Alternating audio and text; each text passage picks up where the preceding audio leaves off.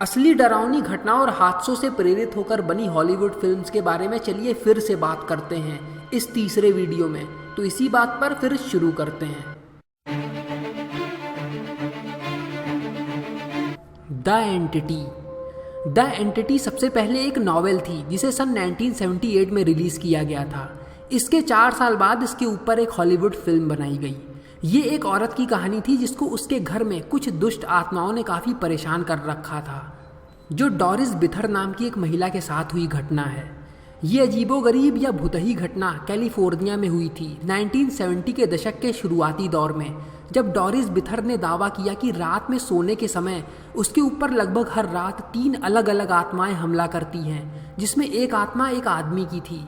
इस मामले की जांच पड़ताल बैरी टैफ और कैरी गेनर ने शुरू की, जिस जांच में उन्होंने उस घर में हुई असाधारण घटनाओं की तस्वीरें खींची और कई तरह की अजीब गतिविधियों को अनुभव करने के बाद उनके रिकॉर्ड बनाए। इस घर में सबसे डरावनी घटना तब घटी जब डोरिस ने उन आत्माओं से संपर्क करके उनसे बात करने की कोशिश की। जब उसने उन दुष्ट आत्माओं को बुलाने के लिए जोर जोर से चीखें निकालना शुरू किया, तभी अचानक कमरे के कोने में हरे रंग जैसी धुंध छाने लगी, जिसमें एक आदमी की आकृति दिखाई पड़ रही थी। हालांकि इन बातों पे ज़्यादा किसी ने विश्वास नहीं किया, पर डोरिस बिथर नाम की उस महिला के शरीर पर अपने आप चोटों और घाव के निशान उभर आते थे, और उसके बड़े बेटे ने भी बताया कि उसके सामने एक बार किसी अदृश्य शक्ति ने उसकी माँ को धकेल कर गिरा दिया था। इस घटना के बाद ये परिवार यहाँ से चला गया और बाद में रहने आए लोगों ने किसी भी तरह की शिकायत नहीं की। पर डोरिस ने बताया कि वो दुष्ट आत्माएं उसे वहाँ से चले जाने के बाद भी परेशान कर रही थीं। Open water. 2003 में बनी ओपन वाटर नाम की ये फिल्म एक बहुत ही दुखद और डरावनी घटना पर बनाई गई है, जब 2 लोग समुद्र में ऐसी जगह फंस गए जो जगह इंसानों को खा जाने वाली शार्क मछलियों से घिरी हुई थी। इस फिल्म को बनाने में हॉलीवुड फिल्म के हिसाब से कम पैसा खर्च किया गया था, पर फिर भी ये फिल्म बॉक्स ऑफिस पे हिट साबित हुई, जिसने दर्शकों के होश उड़ा दिए, क्योंकि ये सच्ची घटना पर आधारित थी। ये घटना साल 1998 की है, जब थॉमस और लोनरगन ऑस्ट्रेलिया के ग्रेट बैरियर रीफ में गोता लगाने गए, जो दुनिया की सबसे बड़ी कोरल रीफ सिस्टम है। यहाँ पे 900 द्वीप पाए जाते हैं और ये इलाका 2300 किलोमीटर तक फैला हुआ है। ये दोनों अपने डाइविंग ग्रुप के मेंबर्स से किसी तरह अलग हो गए और भटक गए, जिसके बाद वो लोग इन दोनों को छोड़ के इस जगह से चले गए। 2 दिन तक तो किसी ने ध्यान भी नहीं दिया कि उनकी टीम के 2 मेंबर्स लापता हो चुके हैं। उन दोनों की डेड बॉडीज वहां जाके ढूंढने पर भी नहीं मिली, पर कुछ सामान वहां से बरामद किया गया, जिसमें एक स्लेट मिली। ये एक डाइविंग स्लेट थी, जिसको डाइवर्स अपने साथ लेकर पानी के अंदर जाते हैं, पानी के अंदर इस पे लिखकर दूसरे डाइवर्स से बात करने के लिए। और जब उस स्लेट की लिखावट को देखा गया तो उसमें एक मैसेज लिखा हुआ था, जिसमें लिखा था, हम लोग यहाँ पे फंस गए हैं, कोई हमको आके यहाँ से बचा लो। ये कभी ठीक से नहीं पता चल पाया कि उन दोनों के साथ क्या हुआ था, पर एक अंदाज़ा ही लगाया जा सकता है कि या वो दोनों डूब गए थे या शार्क मछलियों का शिकार बन गए थे। रेवेनस नाम की इस फिल्म को सन 99 में रिलीज किया गया था और बताया गया है कि यह फिल्म एक असली घटना पर बनी है, जो एल्फ्रेड पैकर नाम के एक आदमी के दिए गए बयान पर आधारित है। इस फिल्म में एक अमेरिकन सेना का अधिकारी सिएरा नेवाडा नाम की जगह पर पहाड़ी इलाके में फंसे लोगों की जान बचाने के लिए जाता है, पर जब वो वहाँ पे पहुँचता है तो वो पाता है कि वहाँ पर फंसे कुछ लोग जो मरने से बच गए थे, वो सब आदमखोर बन चुके थे। ये सब वहाँ पे वेंडिगो नाम के शैतान की श्राप की वजह से हुआ था, और जितने लोगों के मुंह में इंसानों का खून लगता गया, वो सब हमेशा के लिए आदमखोर बनते चले गए। पर असली घटना के बारे में बात करें तो एल्फ्रेड पैकर नाम का यह आदमी जिसने ये बयान दिया था, वो अप्रैल के महीने में साल 1874 में 5 खजांचियों के साथ उताह नाम की जगह पर सोने की खोज में गया था। पर उनमें से सिर्फ एल्फ्रेड पैकर ही लौट कर आ पाया, और उसने जो बात बताई उसने सबको सन्न करके रख दिया। उसने बताया कि वहाँ पे फंस के भटक चुके लोगों ने अपने ही साथियों को मार के खाना शुरू कर दिया था, ताकि वो जिंदा बचे रह सकें, जिनमें से उसने खुद यही काम किया था, और उसको बाद में इस अपराध के लिए सज़ा भी सुनाई गई। Shadow people. इस फिल्म में एक डरा हुआ आदमी रेडियो टॉक शो पे शैडो पीपल के बारे में बताता है, यानी अनजान रहस्यमयी परछाइयाँ जो रात में आके लोगों को मार देती हैं। असली कहानी एक घटना या परिस्थिति के ऊपर है जिसमें शैडो मैन को देखे जाने की बात बताई गई है। वैज्ञानिक तौर पर अगर इसे देखा जाए तो इसे एक ऑप्टिकल इल्यूजन यानी दृष्टि संबंधी भ्रम के तौर पर समझा जा सकता है। वैज्ञानिकों ने इस पर शोध किए हैं। एक बार शोधकर्ता एक मिर्गी के मरीज पे इलेक्ट्रिकल ब्रेन स्टिमुलेशन नाम का टेस्ट कर रहे थे।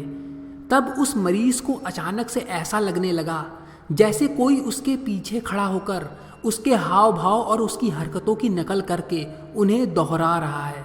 और उसके बाद डॉक्टर ने एक कार्ड पर कुछ लिख के उस मरीज को उस चीज़ को पढ़ने को कहा। तो उस मरीज ने बताया कि मुझे एक भूत दिखाई दे रहा है जो इस कार्ड को उसके हाथों से छीनने की कोशिश कर रहा है।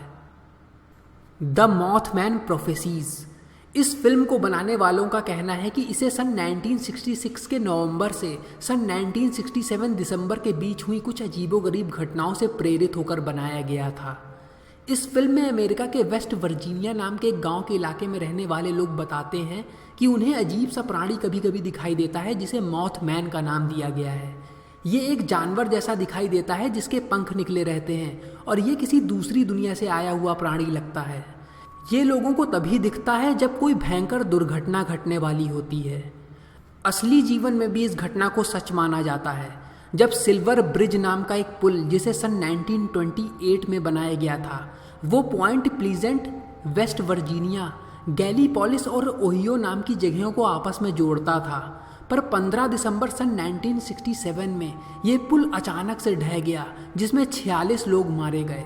इस घटना से पहले कई लोगों ने मॉथमैन को उस पुल पे खड़ा देखा था जैसा कि उन्होंने दावा किया है।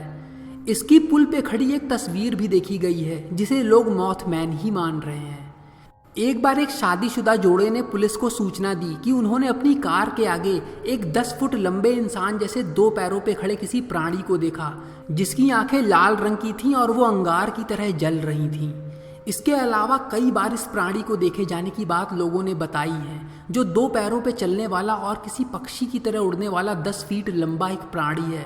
पर इन 40 सालों में कोई इस राज को नहीं जान पाया कि वो कौन है, वो वाकई में है भी कि नहीं। इस फिल्म में एलियन जैसी एक अजीब सी चीज़ एक गांव में लोगों के बीच आतंक मचाने लगती है और चीज़ों को खा खा के वो साइज में बढ़ती चली जाती है।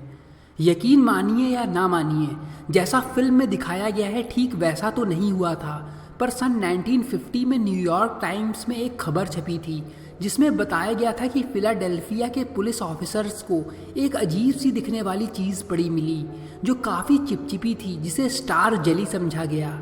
ये एक तरह का ट्रांसपेरेंट जेलेटिन से बना पदार्थ होता है। पर जब एक पुलिस ऑफिसर ने इसे यहाँ से हटाने की कोशिश की तो ये चीज़ अपने आप घुलने और पिघलने लगी और कुछ देर बाद वो चीज़ वहाँ से गायब हो चुकी थी।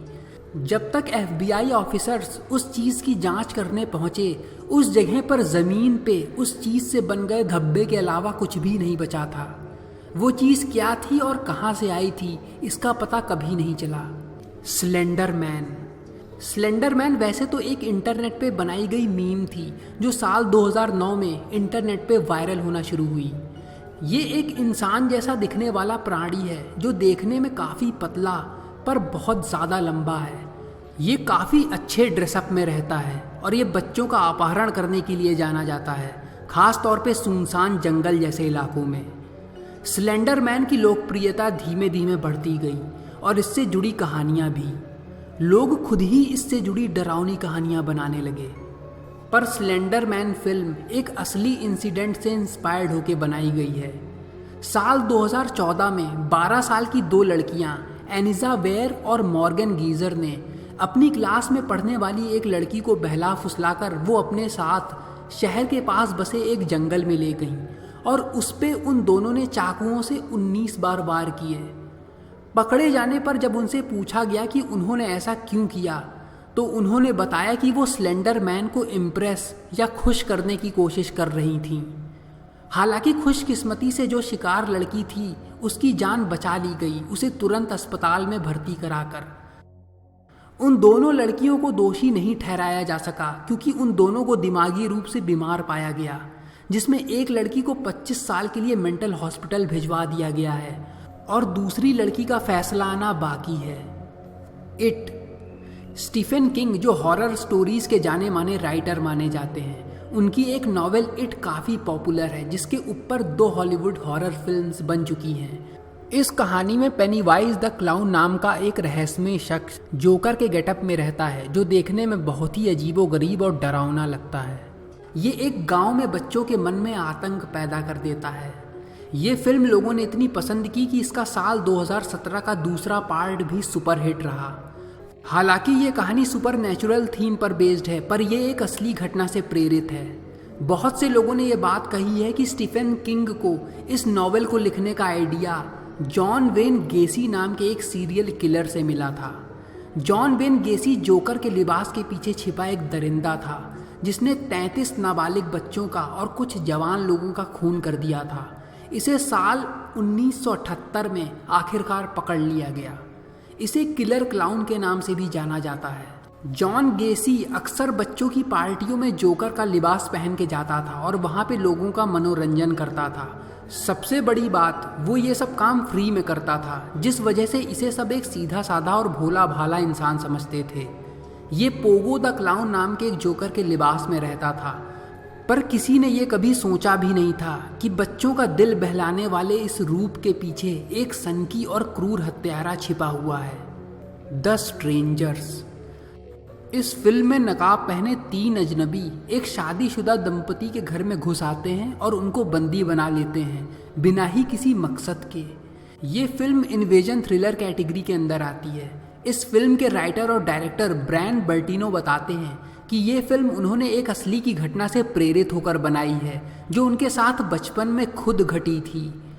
वो बताते हैं कि बचपन में वो एक सुनसान इलाके में बने घर में रहते थे और एक रात जब उनके माता पिता घर में नहीं थे, तो उस रात किसी ने उनका दरवाज़ा खटखटाया।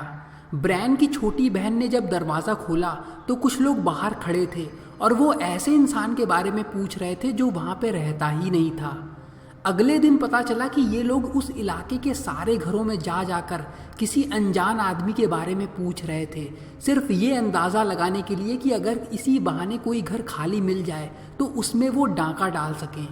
ये फिल्म इसके अलावा एक और इंसिडेंट से इंस्पायर होकर बनाई गई थी, जो घटना मैनसन फैमिली मर्डर की घटना है। ये घटना साल 1969 की है, जब चार्ल्स मैनसन नाम के एक कल्ट लीडर के इशारे पे उसके चेले लॉस एंजल्स में बेवर्ली हिल इलाके में बने एक घर में ज़बरदस्ती घुस गए और उस घर में जितने भी लोग थे सबकी हत्या कर दी। इन मरे हुए लोगों में से एक डायरेक्टर रोमन पोलेंस्की की गर्भवती पत्नी भी थी, जिनका नाम शैरन टेट था। इन हत्यारों ने घर पूरी तरह से तहस नहस कर दिया था, जितना वो कर सकते थे। इस दर्दनाक घटना से इंस्पायर्ड कई फिल्में बनाई गई हैं, जिनमें द स्ट्रेंजर्स उनमें से एक है। Eaten alive. ये फिल्म साल 1976 में आई थी और ये एक सनकी पागल सीरियल किलर के ऊपर है, जो एक होटल का मालिक होता है और जिन लोगों से वो नाराज़ हो जाता है उन्हें वो अपने होटल के बगल में बने तालाब में फिकवा देता है, जिसमें उसने पालतू मगरमच्छ पाल रखे होते हैं। ये फिल्म जो बॉल नाम के आदमी के ऊपर बेस्ड है, जो टेक्सास में रहता था। ये घटना सन 1930 की है। ये आदमी एक बार का मालिक था, जहाँ पे एक जगह उसने तालाब बनवा कर मगरमच्छों को पाल रखा था। वो इस जगह का मनोरंजन के तौर पे इस्तेमाल करता था और वो इस तालाब में जिंदा जानवरों को फिकवा कर मगरमच्छों को उनको खाता देखकर मज़े लेता था। साथ में ये नज़ारा वो ग्राहकों को भी दिखाता था और उसके लिए इसने टिकट सिस्टम भी बना रखा था। लेकिन कुछ समय बाद उस जगह से कई औरतें लापता होने लगीं, जिसका पूरी तरह से शक बॉल पे जाने लगा। इसके बाद उसके घर में रेड मारी गई और बॉल को 20 महिलाओं की हत्या करने का दोषी ठहराया गया। हालांकि इस बात के पक्के ठोस सबूत नहीं मिले कि वो अपने शिकार को मगरमच्छों को खिला देता था कि नहीं, पर बॉल के साथ काम करने वाले एक सहयोगी ने कबूल किया कि उसने बॉल के साथ मिलकर 2 लोगों की लाशों को मगरमच्छों के इस तालाब में डालकर ठिकाने लगाया था। American haunting. इस फिल्म से जुड़ी असली कहानी इस मूवी से भी कहीं ज़्यादा डरावनी है। हालांकि इस फिल्म की कहानी काफ़ी अच्छी तरह से लिखी और डायरेक्ट की गई है, पर जिस असली घटना से इंस्पायर्ड होकर इसे बनाया गया है वो इससे काफ़ी अलग और काफ़ी घबरा देने वाली है। वैसे तो ऐसी कई जानी मानी प्रेत आत्माओं से जुड़ी कहानियां हैं, पर इनमें से बेल विच नाम की इस चुड़ैल की कहानी काफ़ी फेमस है। ये कहानी बेल विच नाम की एक चुड़ैल की है, जो असली में केट बैट्स नाम की एक औरत थी। ये औरत बहुत ही गुस्सैल और सनकी थी, जो जॉन बेल नाम के एक आदमी के पड़ोस में रहती थी। ऐसा कहा जाता है कि जॉन बेल ने केट बैट्स को धोखा देके उसकी ज़मीन हड़प ली थी, जिसके बाद केट बैट्स की कुछ समय बाद मौत हो गई और वो बेल विच के रूप में एक चुड़ैल बनकर लौटी और उसने जॉन बेल के परिवार का जीना मुश्किल कर दिया, जिसमें उसकी बेटी भी थी। कुछ समय बाद जॉन बेल की मौत रहस्यमयी हालातों में हो गई, जिसके बारे में कहा जाता है कि इसे बेल विच नाम की उस चुड़ैल ने ही जहर देके मार दिया था। ये घटना सन 1800 के दौरान की है। सबसे खास बात यह है कि अमेरिका के पूरे इतिहास में सिर्फ जॉन बेल की ही मौत या कत्ल का जिम्मेदार किसी इंसान को ना मानकर बल्कि एक अदृश्य शक्ति के हाथों हुआ माना जाता है। ये जगह इस समय एक हिस्टोरिकल साइट है और इस जगह के पास एक गुफा है, जिसके बारे में कहा जाता है कि उसमें आज भी बेल विच की आत्मा भटक रही है। तो दोस्तों, इस वीडियो में इतना ही, और वीडियो देखने के लिए बहुत बहुत धन्यवाद। मैं विक्रम सिंह मिलता हूँ आप सबसे फिर से एक नए वीडियो में डिस्कवर विद विक पे। तब तक के लिए अपना ख्याल रखिएगा। नमस्कार।